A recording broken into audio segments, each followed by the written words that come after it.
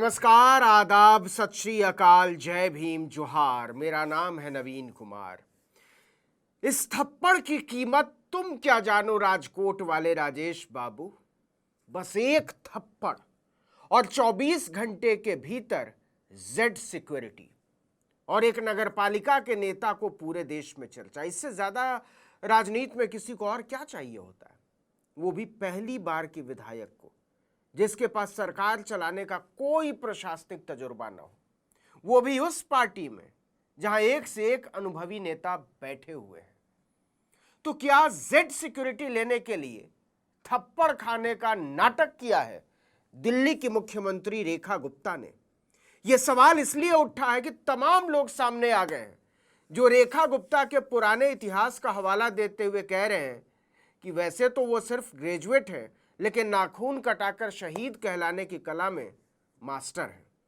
सबसे पहले दिल्ली विश्वविद्यालय छात्र संघ में रेखा गुप्ता के साथ काम कर चुके मौजूदा विधायक अनिल झा को सुनिए। ये कोई हमला नहीं हुआ है, उनको सबसे पुराना मैं जानता हूँ। कोई हमला नहीं हुआ है, उन्होंने अपना एक बंदा स्टोरी क्रिएट करने के लिए किया है। ये आपको बता दें कि अनिल झा और रेखा गुप्ता दोनों भाजपा की छात्र इकाई अखिल भारतीय विद्यार्थी परिषद यानी एबीवीपी की राजनीति करते थे। रेखा गुप्ता 1996 में दिल्ली यूनिवर्सिटी छात्र संघ की अध्यक्ष बनी। उस साल अनिल झा डूसू के उपाध्यक्ष थे। इसके अगले साल अनिल झा भी छात्र संघ के अध्यक्ष बन गए। मतलब अनिल झा ने रेखा गुप्ता के लिए वोट मांगा है और रेखा गुप्ता ने अनिल झा के लिए वोट मांगा है। अनिल झा उस जमाने का एक किस्सा सुनाते हैं, जरा आप भी सुनिएगा। जब एक बार प्रदर्शन हो रहा था, जब वो छात्र संघ की अध्यक्ष थी, मैं उपाध्यक्ष था, तो हमने सौंदर्य प्रसाधनों का विरोध करना था। उस समय ये कहती थी जो विदेशी सौंदर्य प्रसाधन है उसका हमको प्रयोग नहीं करना है।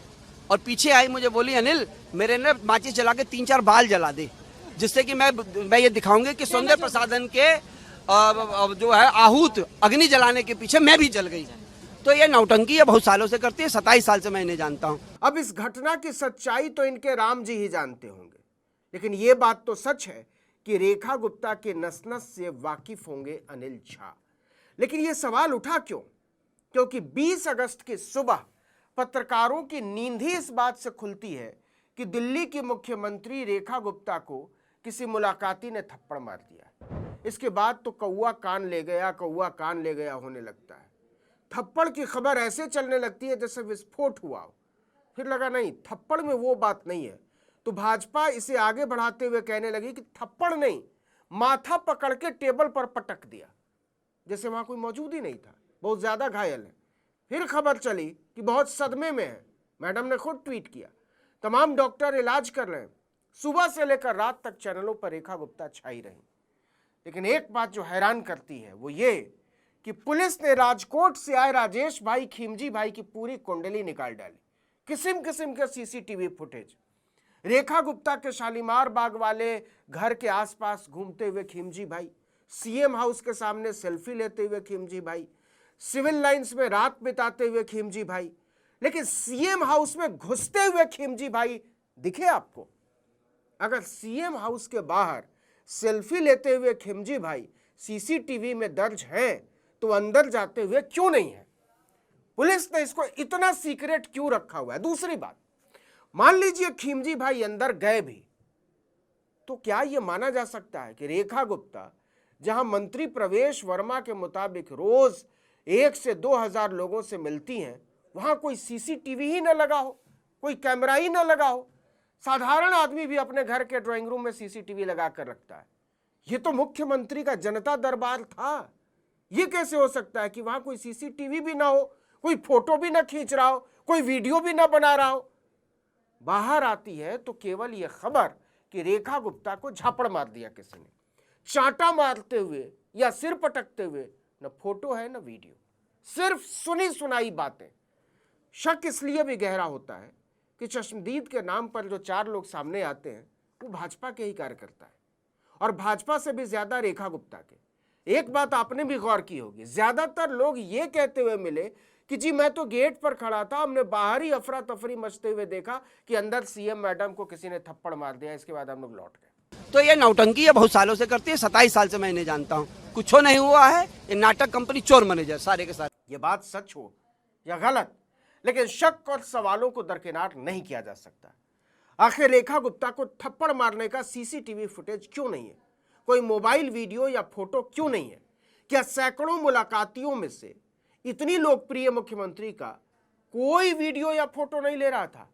कायदा तो यह कहता है कि अब तक मुख्यमंत्री को थप्पड़ मारने या टेबल पर सिर पटकने के जो भी सच्चाई है उसके दर्जनों वीडियो सामने आ जाने चाहिए थे। तो वो वीडियो कहां है और उन्हें बाहर क्यों नहीं निकाला जा रहा है? कुछ चैनलों और अखबारों ने अपनी तरफ से मनगढ़ंत स्केच जरूर बनवाए जिसमें मैडम को विभिन्न मुद्राओं में दर्द में डूबा हुआ दिखाया गया।